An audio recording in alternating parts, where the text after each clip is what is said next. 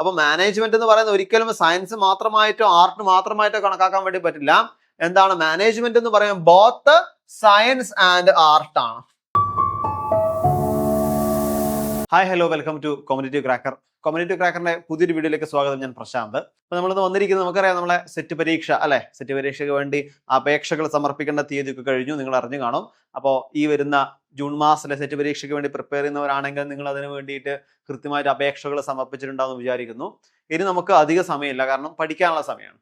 ഇനി പ്രോപ്പറായിട്ട് നമുക്ക് പഠനം മുന്നോട്ട് കൊണ്ടുപോകണം. അതിന് വേണ്ടിയിട്ടാണ് ഇനിയുള്ള സമയങ്ങൾ. അതുകൊണ്ട് തന്നെ കൃത്യമായിട്ട് എന്ത് ചെയ്യുക, പഠിക്കുക. കൃത്യമായിട്ട് പഠിക്കുക എന്ന് പറയുമ്പോൾ നമ്മളെ ഏരിയകൾ, നമ്മളിപ്പോൾ കൊമേഴ്സ് ആണ്, അപ്പോൾ കൊമേഴ്സുമായിട്ട് ബന്ധപ്പെട്ടുള്ള സിലബസ് നിങ്ങൾക്ക് അറിയാം. അല്ലെങ്കിൽ നിങ്ങൾ LBSന്റെ സൈറ്റിൽ പോയാൽ നിങ്ങൾക്ക് എന്ത് കിട്ടും? സിലബസ് കിട്ടും. സോ ആ സിലബസ് എന്ത് ചെയ്യുക? ഡൗൺലോഡ് ചെയ്യുക. സിലബസ് പ്രോപ്പറായിട്ട് ഡൗൺലോഡ് ചെയ്യുക. പ്രോപ്പറായിട്ട് ഡൗൺലോഡ് ചെയ്തുകൊണ്ട് എന്ത് ചെയ്യുക? കൃത്യമായിട്ട് ആ സിലബസ് ഓറിയന്റഡ് ആയിട്ട് നിങ്ങൾ പഠിക്കുക. സിലബസ് ഓറിയന്റഡ് ആയിട്ട് കാര്യങ്ങളൊക്കെ പ്രോപ്പറായിട്ട് പഠിക്കുക. ഓക്കെ, അതാണ് ചെയ്യേണ്ടത്. അപ്പോൾ നമുക്ക് ഇന്ന് നമ്മളെ സെറ്റ് പരീക്ഷയ്ക്ക് കഴിഞ്ഞ വർഷങ്ങളിൽ ചോദിച്ച കുറച്ച് PYQs നമുക്കൊന്ന് ഡിസ്കസ് ചെയ്യാം. ഏതൊക്കെയാണ് PYQ, അതിന് ആൻസറുകൾ എന്തൊക്കെയാണെന്നുള്ള കാര്യങ്ങൾ നമുക്ക് എന്ത് ചെയ്യാം, ഒന്ന് ഡിസ്കസ് ചെയ്യാം. ഓക്കെ, ഒന്നാമത്തെ ചോദ്യം ഇതാണ്: what does capital recovery factor means? Capital recovery factor എന്നാൽ എന്താണ്? ചോദ്യം നോക്കിയേ. Present value of an annuity, പിന്നീട് the reciprocal of present value of annuity factor, future value, none of the above. ഇതാണ് വന്നിരിക്കുന്നത്. എന്താണ് ക്യാപിറ്റൽ റിക്കവറി ഫാക്ടർ എന്ന് വെച്ചാൽ എന്താണ്? നമ്മൾ അത് മനസ്സിലാക്കണ്ട അല്ലേ? എന്താണെന്ന് മനസ്സിലാക്കാം. നമുക്ക് ആൻസർ നോക്കാം. ആൻസർ നോക്കിയിട്ട് കൃത്യമായിട്ട് എന്ത് ചെയ്യാം, ഇതിനെ പറ്റി ഒന്ന് ഡിസ്കസ് ചെയ്യാം. ഏതായിരിക്കും ആൻസർ വരിക? യെസ്, ആൻസർ ബി ആണ് വരിക അല്ലെ. എന്താണ്? The reciprocal of present value of annuity factor. അപ്പോ എന്താണ് CRF? CRF എന്താണ് നമ്മുടെ കൂടുതൽ നമുക്ക് നോക്കാം. CRF is used to determine the equal annual payment required to recover the initial investment over a specific period at a given interest rate. ഒരു given interest റേറ്റിൽ നമ്മളുടെ ഇനീഷ്യൽ പേയ്മെന്റ് അല്ലെങ്കിൽ ഇനീഷ്യൽ ഇൻവെസ്റ്റ്മെന്റ് ഒരു സ്പെസിഫിക് പീരീഡിൽ annual, അതായത് equally ആയിട്ട് annual payment മുഖാന്തരം എങ്ങനെയാണ് നമ്മൾ തിരിച്ചടക്കേണ്ടത് നമ്മൾ ചെക്ക് ചെയ്യാൻ വേണ്ടി ഉപയോഗിക്കുന്ന ഒരു മെത്തേഡാണ് എന്ത്? CRF. ഒന്നുകൂടി പറയാം. അതായത് ഒരു ഗിവൺ ആയിട്ടുള്ള ഇൻട്രസ്റ്റ് റേറ്റിൽ ഒരു സ്പെസിഫിക് പീരീഡിൽ നമ്മളെ ഇൻവെസ്റ്റ്മെന്റ്, നമ്മളെ ഇനീഷ്യൽ ഇൻവെസ്റ്റ്മെന്റിന് റിക്കവർ ചെയ്യാൻ വേണ്ടിയിട്ട് എത്ര ആനുവൽ പേയ്മെന്റ് നമ്മൾ ഈക്വലി അടക്കേണ്ടി വരും എന്ന് ചിന്തിക്കുന്നതിനാണ് നമ്മൾ എന്ത് പറയാം?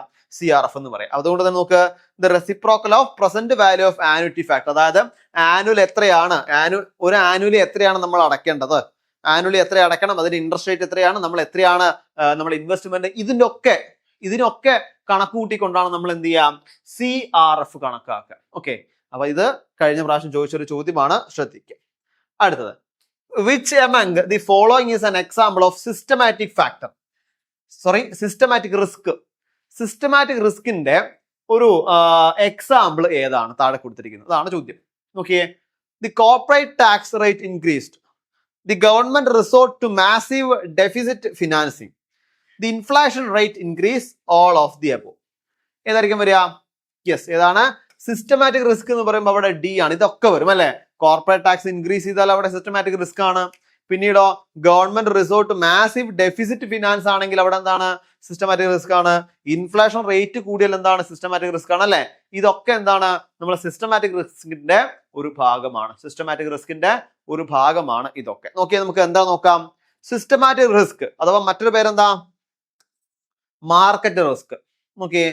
refers to risk that affect the entire market or economy and cannot be eliminated through diversification. It arises from macroeconomic and political factor. അതായത് സിസ്റ്റമാറ്റിക് റിസ്ക് എന്ന് വെച്ചാൽ ഒരു തരത്തിലുള്ള റിസ്ക് ആണ്, നഷ്ടസാധ്യത അല്ലെങ്കിൽ റിസ്ക് ആണ്. എന്തിനാ? That affect the entire market or economy, അതായത് എൻറ്റയർലി മാർക്കറ്റിനെയോ എൻറ്റയർലി എക്കണോമിനെയോ എന്ത് ചെയ്യും? അത് ആ സിസ്റ്റമാറ്റിക് റിസ്ക് എന്ത് ചെയ്യുന്നുണ്ട്? അഫക്ട് ചെയ്യുന്നുണ്ട്. cannot be eliminated through diversification. Diversification മുഖാന്തരം എന്ത് ചെയ്യാൻ വേണ്ടി പറ്റില്ല? നമുക്ക് എലിമിനേറ്റ് ചെയ്യാൻ വേണ്ടി പറ്റില്ല. ഓക്കെ, പിന്നീട് it arise from macro economic and political factors അല്ലെ. പൊളിറ്റിക്കൽ ഫാക്ടേഴ്സ് മുഖാന്തരം, മാക്രോ എക്കണോമിക്സ് മുഖാന്തരമാണ് എന്ത് ചെയ്യുന്നത്? പ്രധാനമായിട്ടും ഇത് ഉണ്ടാവുന്നത്. അപ്പോ സിസ്റ്റമാറ്റിക് റിസ്ക് വളരെ ഇമ്പോർട്ടന്റ് ആയിട്ടുള്ള കാര്യം. Identify the true statement. താഴെ പറഞ്ഞവയിൽ ട്രൂ സ്റ്റേറ്റ്മെന്റ് ഐഡന്റിഫൈ ചെയ്യാൻ വേണ്ടിയിട്ടാണ് പറയുന്നത്. Okay, statement 1. Management uses both scientific knowledge and art in managing an organization. രണ്ടാമത്തത്, management as a science guesses while management as an art predict. എന്തായിരിക്കും? Both 1 and 2, 1 only, 2 only, neither 1 nor 2. ഏതായിരിക്കും വരിക? Management ആണ് അല്ലെ? Management ആയിട്ട് ബന്ധപ്പെട്ടുകൊണ്ടാണ് വരുന്നത്. Yes, ഏതാണ്? B ആണ് ആൻസർ വരിക. ഏത്? 1 only, ഒന്ന് മാത്രമാണ് ശരി അല്ലെ? ഒന്ന് മാത്രമാണ് ശരി. അപ്പൊ എന്തുകൊണ്ടായിരിക്കും ഒന്ന് മാത്രമാണ് ശരി എന്ന് വന്നിട്ടുണ്ടാവുക? നോക്കണ്ടേ? സ്റ്റേറ്റ്മെന്റ് ഒന്ന് ശരിയാണ്. എന്തുകൊണ്ട്? Management is considered both science and art ആണ് അല്ലെ? മാനേജ്മെന്റ് എന്നത് പ്രധാനമായിട്ടും സയൻസ് ആയിട്ടും അതേപോലെ ആർട്ട് ആയിട്ടും അവിടെ കണക്കാക്കുന്നുണ്ട്. ശരിയാണ് അല്ലെ? അതായത് സയൻസ് എന്ന രീതിയിൽ അവിടെ എന്തുണ്ട്? സിസ്റ്റമാറ്റിക് നോളജ് അവിടെ ഉണ്ട്, പ്രിൻസിപ്പിൾ ഉണ്ട്, തിയറീസ് ഉണ്ട്. സിസ്റ്റമാറ്റിക് നോളജ് അവിടെ ഉണ്ട്, പ്രിൻസിപ്പിൾ ഉണ്ട്, തിയറീസ് ഉണ്ട്. ആർട്ട് ആയിട്ട് വരുമ്പോഴോ അവിടെ പ്രാക്ടിക്കൽ സ്കിൽ ഉണ്ട്, ക്രിയേറ്റിവിറ്റി ഉണ്ട്, എക്സ്പീരിയൻസ് ഉണ്ട്, ജഡ്ജ്മെന്റ് ഉണ്ട് അല്ലെ? ഇതൊക്കെ അവിടെ ഉണ്ട്. അപ്പൊ മാനേജ്മെന്റ് എന്ന് പറയുന്നത് ഒരിക്കലും സയൻസ് മാത്രമായിട്ടോ ആർട്ട് മാത്രമായിട്ടോ കണക്കാക്കാൻ വേണ്ടി പറ്റില്ല. എന്താണ് മാനേജ്മെന്റ് എന്ന് പറയുന്നത്? ബോത്ത് സയൻസ് ആൻഡ് ആർട്ട് ആണ്. ബോത്ത് സയൻസ് ആൻഡ് ആർട്ട് ആണ് എന്ത്? മാനേജ്മെന്റ് എന്ന് പറയുന്നത്. Okay, management both science and art. അതുകൊണ്ടാണ് ഒന്നാമത്തെ സ്റ്റേറ്റ്മെന്റ് അവിടെ എന്തായത്? ശരിയായത്. ഓക്കെ, രണ്ടാമത്തെ സ്റ്റേറ്റ്മെന്റ് എന്തുകൊണ്ട് തെറ്റി? എന്തുകൊണ്ടാണ് തെറ്റിയത്? രണ്ടാമത്തെ സ്റ്റേറ്റ്മെന്റ് എന്തായിരുന്നു?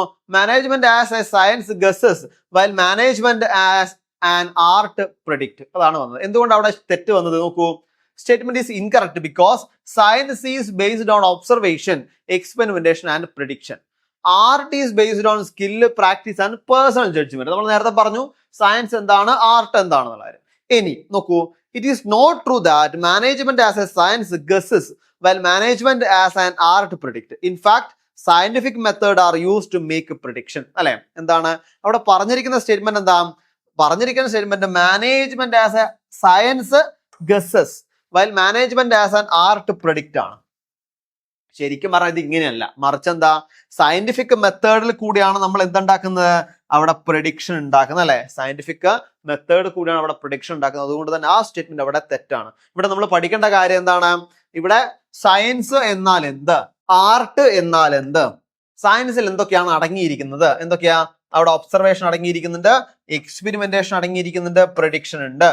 ആർട്ടിലോ സ്കില്ല്, പ്രാക്ടീസ്, അതേപോലെ പേഴ്സണൽ ജഡ്ജ്മെന്റ് അല്ലെ? ഇതൊക്കെ ഉണ്ട്. സോ അതുകൊണ്ട് തന്നെ എന്ത് ചെയ്യാം? ശ്രദ്ധിക്കുക. ഇതാണ് നമുക്ക് ഇങ്ങനെയുള്ള ചോദ്യങ്ങൾ നമുക്ക് എന്ത് ചെയ്യാം? പ്രതീക്ഷിക്കാം. അടുത്ത ചോദ്യം ഒരു അസേഷൻ റീസൺ ആണ്. Assertion: business environment differ from country to country.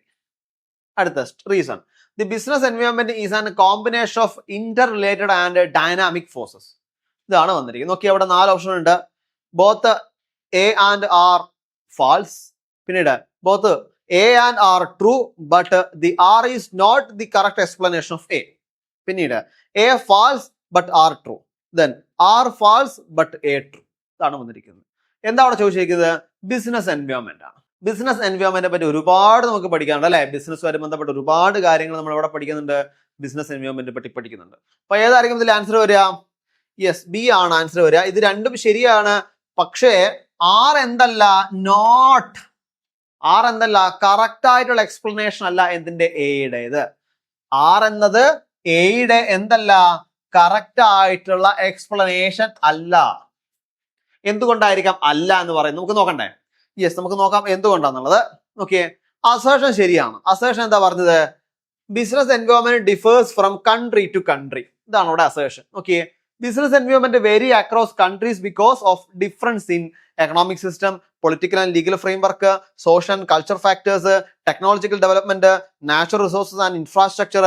Therefore, the business environment is not the same in every country. അല്ലെ?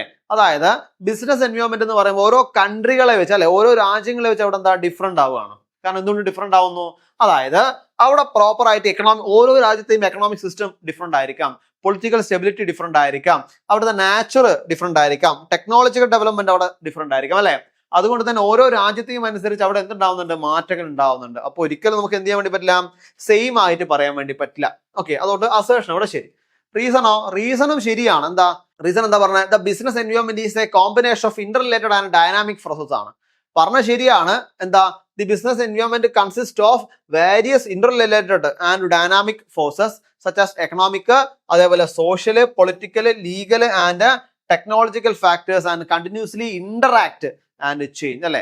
ഇതാണ് ഒരുപാട് ഫോഴ്സസ് അടങ്ങിയതാണ് നമ്മളെ ബിസിനസ് എൻവയോൺമെന്റ്, അതായത് എക്കണോമിക് വരും, സോഷ്യൽ വരും, പൊളിറ്റിക്കൽ വരും, കൂടാതെ ഒരു കണ്ടിന്യൂസ് ആയിട്ടും ഇന്റർ റിലേറ്റഡ് ആയിട്ടും ഇന്ററാക്ട് ആയിട്ടും ചേഞ്ചിങ് നാച്ചറും കൂടെ ഉള്ളതാണ് എന്ത് നമ്മളെ ബിസിനസ് എൻവയോൺമെന്റ് വരുന്നത്.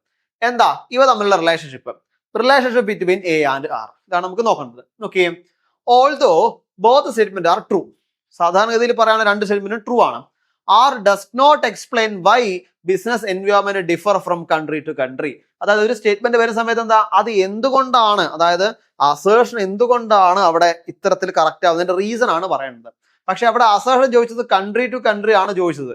അപ്പോൾ അതിനനുസരിച്ചുള്ള തരത്തിലുള്ള റീസൺ ആണ് എവിടെ വരേണ്ടത്, ആറിൽ വരേണ്ടത്. ഇവിടെ അതല്ല വന്നിരിക്കുന്നത്. ഇവിടെ എന്താ വന്നിരിക്കുന്നത്, the difference arise mainly from variation of national economic, political, legal, social and cultural condition, not merely because the environment is interrelated and dynamic. അവിടെ അതല്ല വരേണ്ടത്. കൃത്യമായി പറയുകയാണെങ്കിൽ വേരിയേഷൻസ് പറ്റിയാണ് പറയേണ്ടത്. അതുകൊണ്ടാണ് അവിടെ വന്നത്. രണ്ട് നമ്മൾ ചിലപ്പം ക്വസ്റ്റ്യൻ വായിക്കുമ്പോൾ നമ്മൾ മനസ്സിലാക്കും എപ്പോഴും എന്തേ വരാറുള്ളൂ, ഒന്നുകിൽ രണ്ടും ശരി, അല്ലെങ്കിൽ രണ്ടും തെറ്റ്, ഒന്ന് ശരി ഒന്ന് തെറ്റ് എന്നേ വരാറുള്ളൂ. പക്ഷെ ഇങ്ങനെയും രണ്ടും ശരിയാണ്, കറക്റ്റ് എക്സ്പ്ലനേഷൻ അല്ല എന്ന രീതിയിലും വരാറുണ്ട്.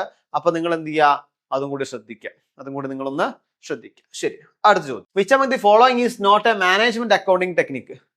താഴെ പറയുന്നതിൽ ഏതാണ് മാനേജ്മെന്റ് അക്കൗണ്ടിംഗ് ടെക്നിക്ക് അല്ലാത്തത് ചോദ്യം. Okay, budgetary control, fund flow analysis, job costing, marginal costing. ഏതാണ് വരിക? ഏതാണ് മാനേജ്മെന്റ് അക്കൗണ്ട് ടെക്നിക്ക് അല്ലാത്തത്? Budgetary control, fund flow analysis, job costing, marginal costing. വളരെ എളുപ്പത്തിലുള്ള ചോദ്യമാണ് അല്ലെ. ഏതാണ് വരിക? യെസ്, ജോബ് കോസ്റ്റിംഗ് ആണ് അല്ലെ. ഏതാണ്? ജോബ് കോസ്റ്റിംഗ് ആണ് ആൻസർ വരിക. ഒരിക്കലും ജോബ് കോസ്റ്റിംഗ് എന്തല്ല, മാനേജ്മെന്റ് അക്കൗണ്ടിംഗ് ടെക്നിക്ക് അല്ല. നോക്കിയേ, management accounting technique are tools used by management for planning, control, decision making and performance evaluation. Management accounting technique എന്തിനു വേണ്ടിയിട്ടാണ്? മാനേജ്മെന്റിന് പ്ലാനിങ് ചെയ്യാനും കൺട്രോൾ ചെയ്യാനും ഡിസിഷൻ മേക്ക് ചെയ്യാനും പെർഫോമൻസ് ഇവാലുവേറ്റ് ചെയ്യാനും കൂടെ വേണ്ടിയിട്ടാണ്. അതിൽ അടങ്ങിയിരിക്കുന്നതാണ് ബജറ്ററി കൺട്രോള്, പിന്നെ ഫണ്ട് ഫ്ലോ അനാലിസിസ്, പിന്നെ മാർജിനൽ കോസ്റ്റിംഗ്, പിന്നീട് standard costing, ratio analysis, cash flow statement. ഇതൊക്കെ ഇതിൽ അടങ്ങിയിരിക്കുന്നതാണ്? മാനേജ്മെന്റ് അക്കൗണ്ടിംഗ് ടെക്നിക്കിൽ അടങ്ങിയിരിക്കുന്നതാണ്. മാനേജ്മെന്റ് അക്കൗണ്ടിംഗ് ടെക്നിക്കിൽ അടങ്ങിയിരിക്കുന്നതാണ്. നോക്കിയേ, job costing on the other hand is primarily a cost accounting technique അല്ലെ. ജോബ് കോസ്റ്റിംഗ് എന്ന് പറയുമ്പോൾ സാധാരണഗതിയിൽ എന്താണ്? ഒരു കോസ്റ്റ് അക്കൗണ്ടിംഗ് ടെക്നിക് ആണ്. Used to determine the cost of specific job contract or project അല്ലെ. ഒരു സ്പെസിഫിക് ജോബിന്റെയോ ഒരു കോൺട്രാക്ടിന്റെ ഒരു പ്രൊജക്ടിന്റെയോ സ്പെസിഫിക് ആയിട്ടുള്ള കോസ്റ്റ് നമ്മൾ കണക്കാക്കാൻ വേണ്ടിയിട്ടാണ് എന്ത് കണക്കാക്കുക? ജോബ് കോസ്റ്റിംഗ് കണക്കാക്കുക. അപ്പൊ അതെന്താണ്? അതൊരു കോസ്റ്റ് അക്കൗണ്ടിംഗ് ആണ്, അല്ലാതെ മാനേജ്മെന്റ് അക്കൗണ്ടിംഗ് ടെക്നിക്ക് അല്ല. ഇതാണ് ഇവിടുത്തെ വ്യത്യാസം. അപ്പോ നമ്മളെ സെറ്റിന്റെ പരീക്ഷ ഇനി കുറച്ച് ദിവസങ്ങളെ നമ്മളെ മുന്നിലുള്ള അല്ലെ. കുറച്ച് ദിവസം എന്ന് പറഞ്ഞാൽ കുറച്ച് ദിവസങ്ങൾ നമ്മളെ മുന്നിലുണ്ട്. പക്ഷെ ആ ദിവസങ്ങളെ കൊണ്ട് പ്രോപ്പറായിട്ട് നമുക്ക് എന്ത് ചെയ്യാൻ പഠിക്കാൻ വേണ്ടി പറയണം. ഇത്തരത്തില് PYQകൾ നമ്മൾ നോക്കുന്ന സമയത്ത് സ്റ്റാൻഡേർഡ് ആയിട്ടുള്ള, അതായത് ഓരോ പരീക്ഷ കഴിയുമ്പോഴും സെറ്റ് പരീക്ഷ കൂടുതൽ ടൈറ്റ് ആയിട്ട് വന്നുകൊണ്ടിരിക്കുകയാണ്. അതുകൊണ്ട് തന്നെ ഇപ്പൊ വെറുതെ ഒന്ന് പോയാൽ നമുക്ക് എന്ത് ചെയ്യാൻ വേണ്ടി പറ്റില്ല, പരീക്ഷ പെട്ടെന്ന് എഴുതാൻ വേണ്ടി പറ്റണമെന്നില്ല. അതുകൊണ്ട് തന്നെ കൃത്യമായിട്ട് നമുക്ക് പഠിച്ചുകൊണ്ട് കൃത്യമായിട്ട് PYQs നമ്മൾ ഡിസ്കസ് ചെയ്തുകൊണ്ട് മാത്രമേ നമുക്ക് എന്ത് ചെയ്യാൻ വേണ്ടി പറ്റുള്ളൂ, സെറ്റ് പരീക്ഷ ക്ലിയർ ചെയ്യാൻ വേണ്ടി പറ്റുള്ളൂ. അപ്പൊ നമ്മളെ CCയിൽ നമ്മളെ ഈ വരുന്ന സെറ്റ് പരീക്ഷയ്ക്ക് വേണ്ടി നിങ്ങളെ തയ്യാറാക്കാൻ വേണ്ടി നമ്മളൊരു 45 ഡേ ബാച്ച് നമ്മൾ സ്റ്റാർട്ട് ചെയ്യുന്നുണ്ട്.